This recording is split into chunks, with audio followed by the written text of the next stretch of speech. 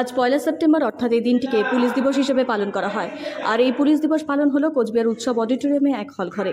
যদিও পুলিশদের কোনো একটি বিশেষ দিন হয় না, পুলিশ যেভাবে তাদের কাজের মধ্যে দিয়ে যেভাবে সাধারণ মানুষের পাশে থাকে ও প্রতিনিয়ত মানুষের সমস্যার সমাধান করেন, তাই তাদের সারা বছরই পুলিশ দিবস থাকে।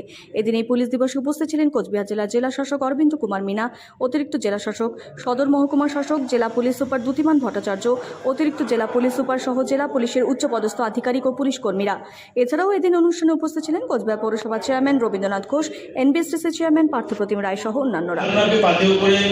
পশ্চিমবঙ্গ সরকার 2020 সাল থেকে পুলিশ দিবসের আয়োজন করেছে। এই পুলিশ দিবস কেন? এর মুখ্য উদ্দেশ্য তিনটি ছিল। একটি হচ্ছে শান্তি শৃঙ্খলা ও আইনি ব্যবস্থা কায়েম করতে পুলিশের যে ভূমিকা সেটাকে তুলে ধরা।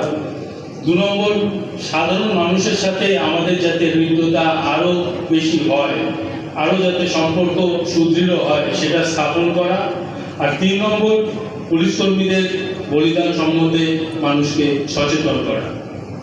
আমরা জানি আজ পুলিশ কিন্তু ঔপনিবেশিক যে মানসিকতা থেকে আমরা অনেক দূরে, আমরা দমন পীড়নের যে নীতি তার থেকে অনেক দূরে। পুলিশ আজ অনেক বেশি সংবেদনশীল এবং অনেক বেশি মানুষের কাছাকাছি।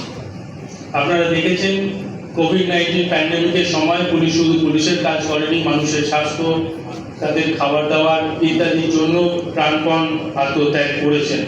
তারা মানুষের সুরক্ষায় নিরবিচ্ছিন্নভাবে কাজ করে চলেছে।